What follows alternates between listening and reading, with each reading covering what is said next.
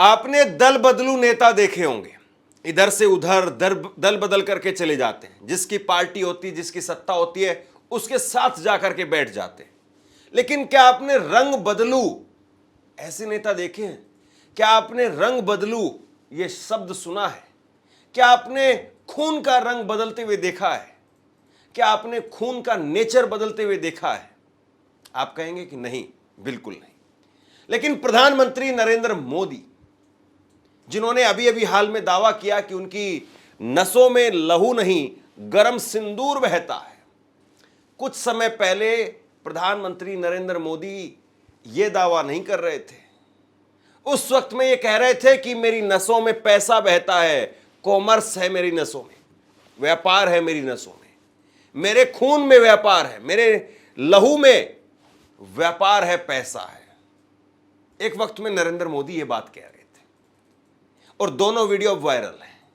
बीकानेर में अभी प्रधानमंत्री ने 2 दिन पहले कहा, कल ही कहा कि मेरी नसों में गरम सिंदूर बहता है। और जैसे ही उन्होंने ये कहा, उनका ये डायलॉग निकल करके सामने आया, उनका पुराने वाला डायलॉग, पुराने वाला वीडियो वो निकल करके सामने आ गया।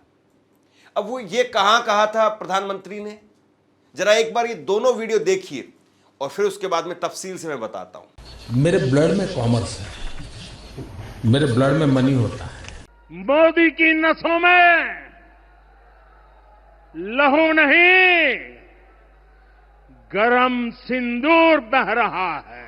अब बताइए आप क्या कहा जाए? क्या प्रधानमंत्री के लहू का, खून का रंग बदल गया? क्या प्रधानमंत्री रंग बदलू हैं? क्या उनका खून रंग बदलू है? यह सवाल बहुत महत्वपूर्ण है। यह बयान प्रधानमंत्री नरेंद्र मोदी ने, जब उन्होंने कहा था कि मेरे खून में पैसा है, व्यापार है, यह बयान प्रधानमंत्री नरेंद्र मोदी ने 2014 में जापान के दौरे के दौरान टोक्यो में, जापान की राजधानी टोक्यो में जापानी उद्योगपतियों और व्यापारिक संगठनों को संबोधित करते हुए दिया था। उन्होंने कहा था, गुजराती होने के नाते मेरे खून में कारोबार है, मैं शासन और व्यापार के बीच में बेहतर तालमेल को समझता हूं। अब बताइए आप क्या कहेंगे?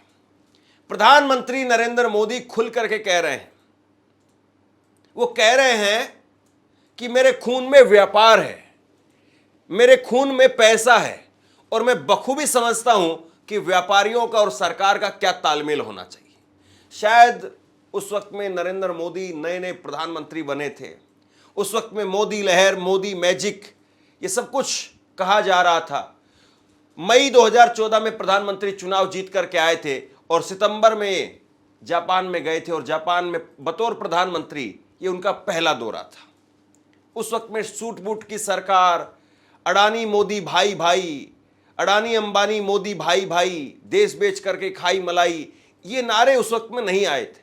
ये नारे अब आए हैं, बाद में आए हैं, और इसीलिए शायद प्रधानमंत्री ने कह दिया कि मेरे खून में व्यापार है। लेकिन कैमरा, कंप्यूटर, टेक्नोलॉजी हर चीज को सबूत की तरीके से सहेज करके रखती, और प्रधानमंत्री के शब्द अब उनके सामने आईने की तरह से खड़े हो गए और प्रधानमंत्री के शब्द पूछ रहे हैं कि बताइए, आपके खून में व्यापार है, आपके खून में पैसा है, आपके खून में राजनीति है, आपके खून में सिंदूर है, आपके खून में खून है। क्या है आपके खून में? या फिर अभी नेक्स्ट एपिसोड आना बाकी है कि मेरे खून में किसानी है, किसानों को लेकर के कुछ कहा जाए, या मेरे खून में पता नहीं आप क्या क्या सुनेंगे। लेकिन प्रधानमंत्री ने ये कहा तो सही, और बीजेपी से डिनाई कैसे कर सकती है? मोदी जी के बहुत सारे बयान हैं। अभी एक जब सीज फायर हुआ, उस वक्त में कहा गया कि मोदी जी ने सेना को कह दिया है कि उधर से गोली आएगी तो इधर से गोला जाएगा, अगर उधर से पाकिस्तान की तरफ से गोली आएगी तो इधर से भारत की सेना गोले से जवाब देगी।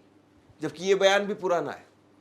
यह बयान अमित शाह ने पहले दोहराया 6-7 साल पहले, और प्रधानमंत्री भी इसको 6-7 साल पहले दोहरा चुके। और प्रधानमंत्री बनने से पहले जब अलग अलग इंटरव्यू देते थे, उस वक्त में भी यही बात कहते थे कि अगर उधर से गोली आती है तो गोले से जवाब दिया जाए। लेकिन अब इसको सूत्रों के हवाले से बहुत सारे चैनलों ने चला दिया कि सरकार ने कहा है गोली का जवाब गोले से दिया जाएगा। आपके जहन में पुरानी तस्वीर को मिटा करके एक नई तस्वीर चिपका दी जाती है और लोगों को दिखाया जाता है कि देखिए मोदी जी ने मास्टर स्ट्रोक खेला है, मोदी जी ने पाकिस्तान का मुंह तोड़ जवाब दिया है। इसी तरीके से प्रधानमंत्री नरेंद्र मोदी जब प्रधानमंत्री नहीं बने थे उस वक्त में उन्होंने कह दिया था, और ये ऑन रिकॉर्ड है अभी भी, उन्होंने कह दिया था कि एक सैनिक जितना जोखिम नहीं उठाता है उससे ज्यादा रिस्क लेने का जोखिम एक व्यापारी उठाता है। जबकि व्यापारी तो सिर्फ अपने धंधे को, अपने पैसे को ही दांव पर लगाता है, सैनिक अपनी जान को दांव पर लगाता है, अपनी जान को हथेली पर लेकर के चलता है। यह मोदी जी ने बयान दे दिया था और उसके बाद में जब लगा कि नहीं राष्ट्रवाद की लहर खड़ी करनी है, राष्ट्रवाद के नाम पर, पाकिस्तान के नाम पर, चीन को लाल आंखें दिखाने के नाम पर सारे भाषण देने हैं, तो फटाफट माफी भी मांग। सेना में एक जवान जितना साहस करने का ताकत रखता है ना, उससे ज्यादा साहस करने का ताकत व्यापारी रखता है। क्यों आखिरकार नरेंद्र मोदी के इस तरह के बयान, इस तरह के वाकयात सामने निकल करके आते हैं? जब मोदी जी कभी कुछ कहते हैं, कभी कुछ कहते हैं और उसके बाद में मामला कुछ और निकल जाता है। अब राहुल गांधी प्रधानमंत्री को घेर रहे हैं। राहुल गांधी ने प्रधानमंत्री के सामने 3 बड़ी चीजें रख दी हैं कि आपने आतंकवाद की बात पर, पाकिस्तान पर भरोसा कैसे कर लिया। ये राहुल गांधी एक ऐसी बात को लेकर के चल रहे हैं कि आतंकवाद की बात पर आपने पाकिस्तान पर भरोसा किया। मतलब मोदी जी की जो सबसे स्ट्रॉन्ग पिच है उस पिच को उखाड़ने का काम कर रहे हैं कि मोदी जी पाकिस्तान के नाम पर तो पता नहीं किस तरीके से भाषण देते हैं, लेकिन वहीं पर अब यह साबित कर रहे हैं, ये दिखा रहे हैं कि देखिए आतंकवाद की बात पर प्रधानमंत्री ने पाकिस्तान पर यकीन कर लिया। अमेरिका की चौधराहट में सीज फायर क्यों कर लिया और आपका खून सिर्फ कैमरों के सामने ही क्यों खोलता है? आपने भारत के सम्मान के साथ में समझौता क्यों कर लिया? पाकिस्तान की तरफ से जब ये कहा गया कि उसकी ओर से आगे कोई आतंकी गतिविधि और सैन्य दुस्साहस नहीं दिखाया जाएगा, तो भारत ने भी उस पर विचार किया। अब पता नहीं जिस तरीके से राहुल गांधी ने मोदी जी के इस बयान को कोट किया है, मोदी जी के इस बयान को नई धार दे रहे हैं, तो कहीं ऐसा ना हो कि जब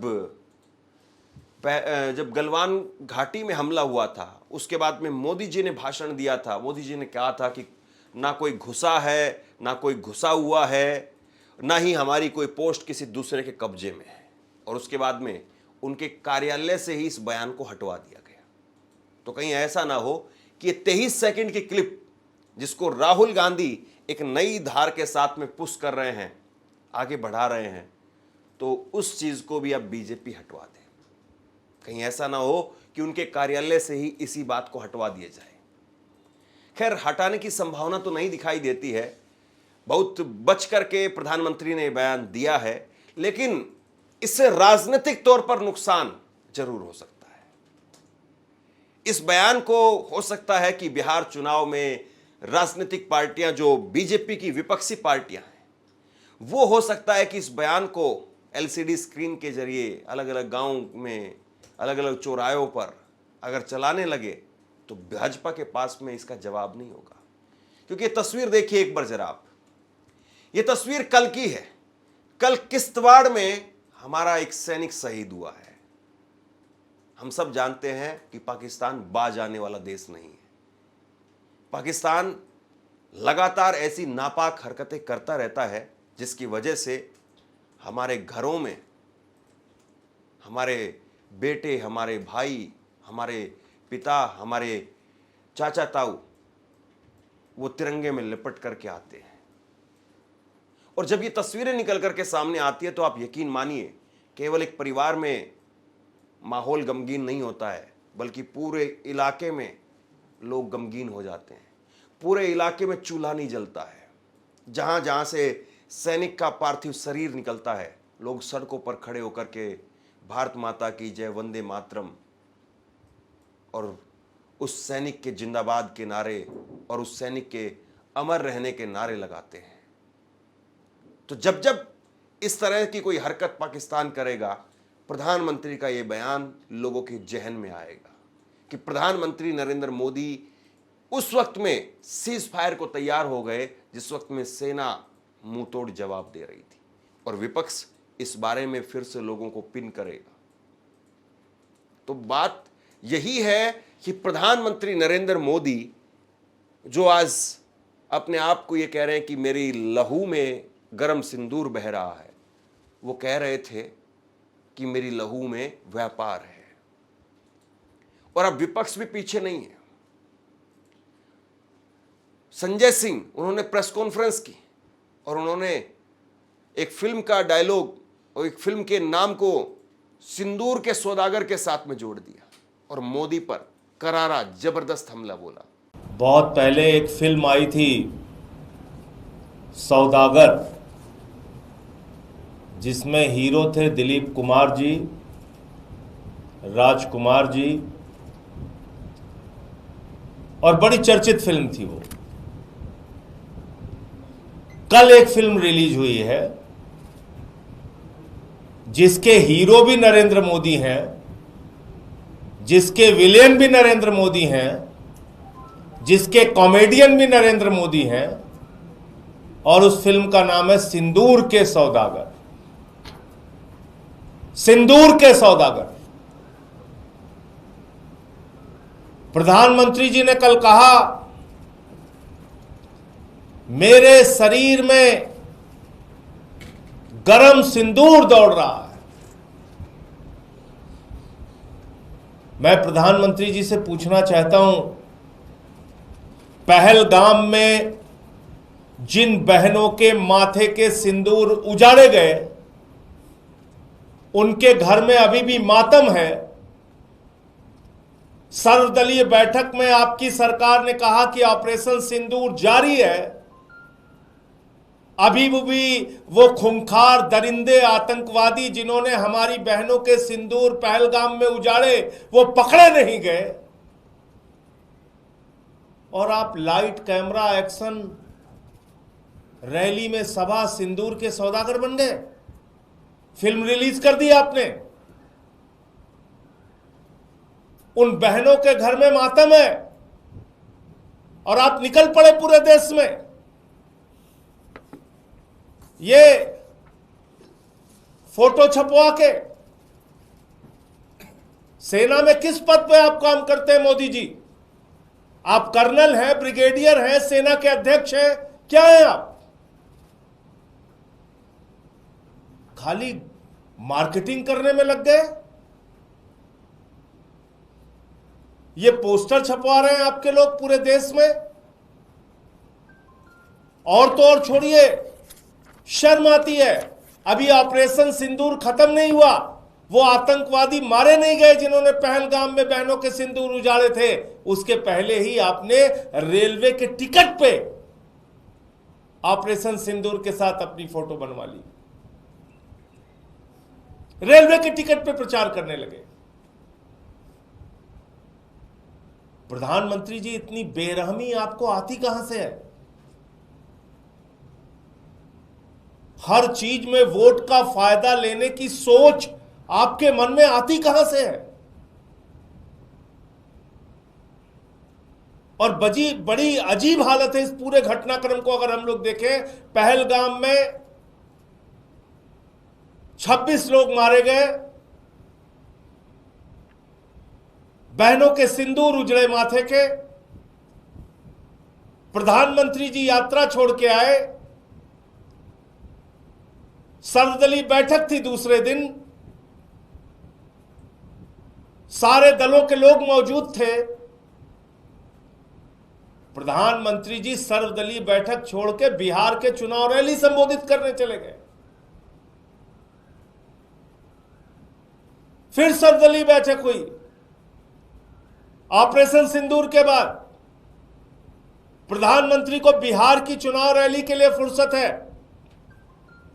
फिल्मी सितारों को मुंबई में संबोधित करने की फुर्सत है, केरला में उद्घाटन करने की फुर्सत है, वहां चुहलबाजी हंसी मजाक करने की फुर्सत है, आंध्र प्रदेश में उद्घाटन करने की फुर्सत है, लेकिन ऑपरेशन सिंदूर के बाद जो फिर से सर्वदलीय बैठक हुई, उसमें भी प्रधानमंत्री मौजूद नहीं रहते। राजनीति में कई बार ऐसे बयान दिए जाते हैं, भूलवश भी दिए जाते हैं और सोच समझ करके भी दिए जाते हैं। कई बार बयानों की वजह से हवा बनती है, लहर बनती है और आपके विरोधी वो एकदम परास्त हो जाते हैं। और कई बार भूलवश ऐसे बयान निकल जाते हैं, ऐसे बयान आ जाते हैं जिससे आपकी राजनीति, आपकी पिच, आपका कोर वोटर बैंक वो पिछड़ जाता है। आपका कोर वोटर वो आपसे नाराज हो जाता है। क्या प्रधानमंत्री नरेंद्र मोदी के साथ में वही होने जा रहा है? क्या बिहार चुनाव में पहला चुनाव होगा ऑपरेशन सिंदूर के बाद में? क्या बिहार चुनाव में मोदी जी को उनके इन बयानों का खामियाजा उठाना पड़ेगा? या बिहार चुनाव तक बहुत लंबा वक्त है, 5-6 महीने का वक्त है, लोग भूल जाएंगे, लोगों की यादाश्त, आम पब्लिक की यादाश्त वैसे ही बहुत कमज़ोर होती है। पता नहीं किस तरीके का कौन सा हिंदू मुसलमान का कॉन्सेप्ट लाया जाएगा, पता नहीं अभी तो वक्फ के नाम पर किस तरीके की कौन सी लहर बनाई जाएगी, और पता नहीं जातीय जनगणना के सहारे कौन सा डैमेज कंट्रोल करने का खेल खेला जाएगा, प्रयास होगा। तो क्या ऐसे में लोग ऑपरेशन सिंदूर को लेकर के या ऑपरेशन सिंदूर पर जो अभी सवाल उठ रहे हैं उनको लेकर के वाकई आगे बढ़ जाएंगे, भूल जाएंगे, या फिर ऐसी बातें भूली नहीं जाती हैं, ऐसी बातें भूलने के लिए होती भी नहीं है और ऐसी बातें भूलनी भी नहीं चाहिए? क्या बीजेपी इसी पिच पर फंसने वाली है? क्या मोदी जी के बयान उन्हीं को भारी पड़ने वाले हैं? सवाल ये है। आप क्या सोचते हैं? नीचे कमेंट बॉक्स में लिख करके मुझे जरूर बताइए। इस वीडियो को शेयर कीजिए। धन्यवाद।